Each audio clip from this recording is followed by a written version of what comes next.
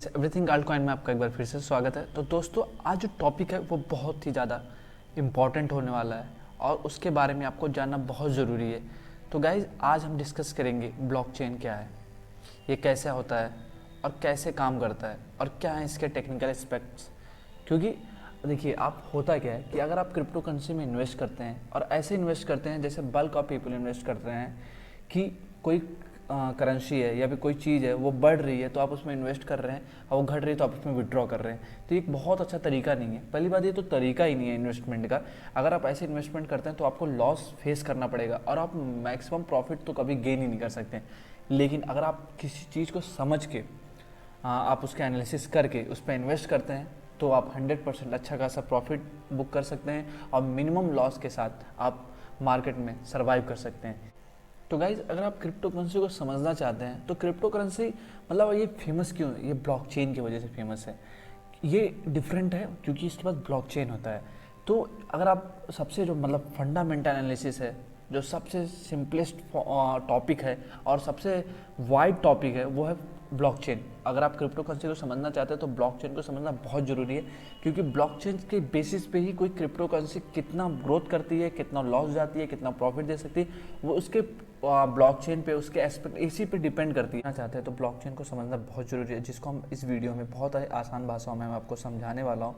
तो गाइज़, आज की वीडियो बहुत ज़्यादा रोमांचक होने वाली है, इसलिए आप वीडियो में लास्ट तक बने रहें। सो गाइज़, वीडियो को स्टार्ट करते हैं बिना टाइम वेस्ट किए। हिस्ट्री की बात करें तो ब्लॉकचेन जो है 1991 में दो researchers Stuart Haber, W Scott ने ये सोच के इन्वेंट किया कि वो चाहते थे कि जो डॉक्यूमेंट होते हैं, जैसे ट्रांजैक्शन हो गया किसी चीज़ का, या फिर सिक्योर्ड इन्फॉर्मेशन हो गया, या फिर आप हाई ऑर्डर चैट्स ले सकते हैं जो मिलिट्री या किसी के बीच में होती है, या फिर हिस्ट्री हो गई, इसको छेड़छाड़ ना किया जा सकता, इसमें कोई बदलाव ना किया जा सकता। अगर ये जो एक बार हो गई हैं वो हो गई हैं, इनको बाद में बदला ना जा सके। तो ये तो हो गई 1991 में जो इसको इन्वेंट किया गया। लेकिन 2008 और 2009 के बीच में सातोशी नाकामोटो एक व्यक्ति हैं जिन्होंने ब्लॉकचेन की हेल्प से एक डिजिटल करेंसी बनाई, जिसे हम बिटकॉइन के नाम से जानते हैं।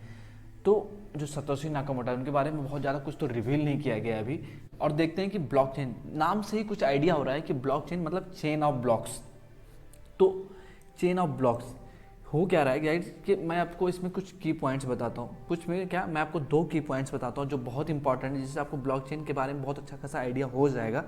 उसमें से पहला की पॉइंट है कि एक ओपन सोर्स है, मतलब हर एक इंडिविजुअल इसको एक्सेस कर सकता है। मैं, आप या कोई भी इसको एक्सेस कर सकते हैं। हम देख सकते हैं कि इस एड्रेस पे कितना कोई बिटकॉइन या फिर कोई भी क्रिप्टो करेंसी कितनी खरीदी गई है, कितनी बेची गई है। तो ये सबके लिए एक ओपन सोर्स है, हम सब इसका चेक कर सकते हैं।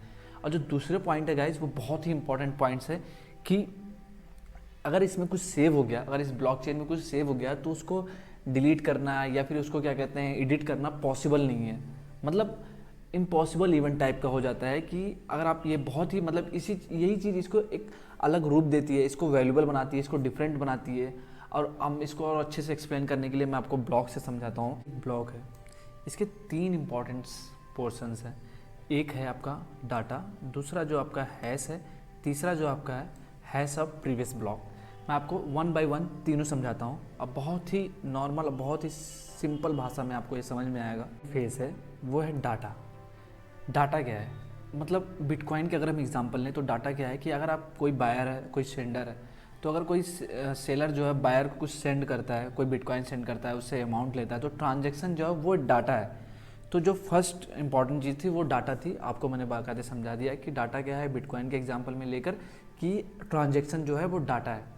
तो गाइस, जो दूसरा इंपॉर्टेंट टर्म है वो है हैश। हैश क्या है? हैश को आप इस समझ सकते हैं कि ट्रांजैक्शन की जो आईडी होती है वो हैश होती है।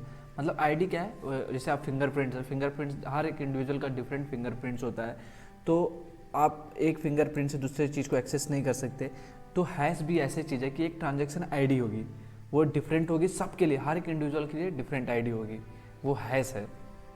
गाइस, जो थर्ड इंपॉर्टेंट टर्मिनोलॉजी है प्रीवियस ऑफ हैश, उसको समझते हैं कि आप यहाँ पर देख रहे होंगे कि जो ये हैश है ये सेकंड वाले के हैश से मैच कर रहा है। जो सेकंड वाले का प्रीवियस हैश है ये इस हैश से मैच कर रहा है। मतलब क्या है कि इस हैश को, सेकंड के हैश को थर्ड के प्रीवियस हैश से कनेक्ट कर रखा है। मतलब अगर आप कोई भी ब्लॉकचेन में ये है, अगर इसका प्रीवियस ब्लॉक हैश जो है वो सेकंड वाले का हैश होगा, तो मतलब प्रीवियस हैश है, अब नाम से तो समझ में आ ही रहा है आपको।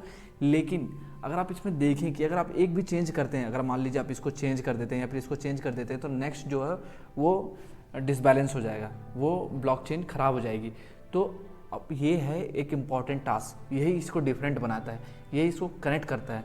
तो गाइज अगर आपको यहाँ पर देख के एक चीज़ और आ रहा होगा कि जो फर्स्ट वाला है उसका तो प्रीवियस हैश होगा नहीं, हाँ इसका प्रीवियस हैश नहीं होता है, और इसलिए इसको जेनेसिस ब्लॉक बोलते हैं।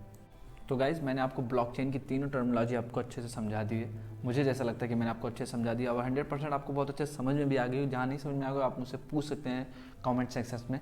और मैं आपको थोड़ा सा और बता देता हूँ कि जो ब्लॉकचेन जिस मैकेनिज्म में काम करता है उसको प्रूफ ऑफ वर्क बोलते हैं। तो प्रूफ ऑफ वर्क क्या है, वो 10 मिनट्स का टाइम लेता है, मतलब वो मैकेनिज्म 10 मिनट्स का टाइम लेता है, जो बिटकॉइन का ट्रांजैक्शन पीरियड है। बोलते हैं ना कि बिटकॉइन का ट्रांजैक्शन 10 मिनट्स है, तो 10 मिनट्स में वो क्या करता है कि आप एक ब्लॉकचेन क्रिएट होता है, आपने कोई चीज़ परचेज किया तो वो एक ब्लॉकचेन क्रिएट होगा, प्रीवियस ब्लॉक से वो हैश लेगा, फिर उसके बाद वो क्रिएट होगा, तो इसमें उसको पूरा 10 मिनट्स लगते हैं।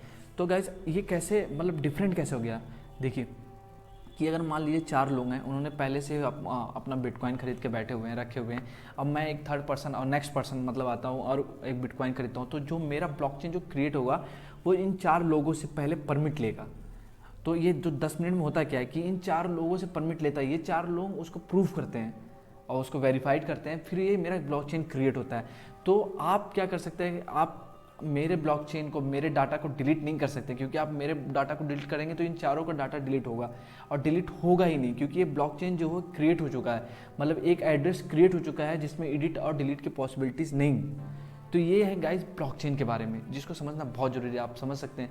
क्योंकि अब देखिए जो नए नए कॉन्ट्रैक्ट्स हैं, जो नए नए कॉइन्स हैं, वो ब्लॉकचेन पे कैसे काम करती हैं, उनके जो लॉन्चेस हैं वो ब्लॉकचेन पे लॉन्च होते हैं, या फिर खुद के जो ब्लॉकचेन है वो कैसे डिफरेंट है। अभी देखिए जो कार्डेनो है, वो कार्डेनो का जो ब्लॉकचेन अभी उन्होंने लॉन्च किया खुद एलेंजो हार्ड फोर्क करके, तो उससे कितना हाइप, कितना उसके प्राइस में हाइप हुआ, और कितना मतलब आप देख रहे होंगे कि क्या कहते हैं ये कितना इंपॉर्टेंट है। क्योंकि अब कोई ब्लॉकचेन है, उसकी खुद की अपनी एक माइंडसेट है, उसका सबका देखिए अलग अलग ट्रांजेक्शन पीरियड है, सबके अलग अलग काम्स हैं। कुछ हैं जैसे डायरेक्ट किसी को फॉलो करते हैं, जैसे आपका पॉलीगन है वो फॉलो करता है इथीरियम को, या कुछ और भी कॉइन है जो डायरेक्ट फॉलो करते हैं, जैसे लाइट कॉइन है वो बिटकॉइन को फॉलो करता है, उसका फोक है, और जो इथीरियम है उसका फोक जो है, और सब कॉइन्स हैं। तो हुआ क्या गाइज कि आप इन्वेस्टमेंट से पहले देखें कि क्या है ब्लॉकचेन तो आपको मैंने समझा दिया, बाकी आप उसमें देखें कि कॉइन में ब्लॉकचेन का काम क्या है, उस ब्लॉकचेन का क्या काम है, वो डिफरेंट कैसे है अदर्स से, और फिर आप उसमें इन्वेस्ट करें। क्योंकि क्या है गाइस कि मार्केट तो अप डाउन होता रहता है, लेकिन अगर आप अच्छे से एनालिसिस करके किसी चीज़ में इन्वेस्ट करते हैं और आपको समझ में आता है कि हाँ भाई ये ब्लॉकचेन जो है ये अच्छा काम करेगी आने वाले समय में, तो आप उसमें इन्वेस्ट करते हैं, तो जो क्रिप्टो करेंसी में अभी अच्छा खासा अपॉर्चुनिटी है। आपका जो 10 रुपये है वो आपको 2 साल में वो 1000 रुपये हो सकता है गाइस, कोई बड़ी बात नहीं, क्रिप्टो करेंसी में इतना पॉसिबल है क्योंकि अभी ये ग्रोइंग स्टेज में है। तो गाइज़ ये थी आज की वीडियो। अगर आप वीडियो आपको अच्छी लगी तो प्लीज़ वीडियो को लाइक एंड शेयर करें, और हमारे यूट्यूब चैनल एवरीथिंग अल्टकॉइन को सब्सक्राइब करें। Thanks for watching my video, thank you.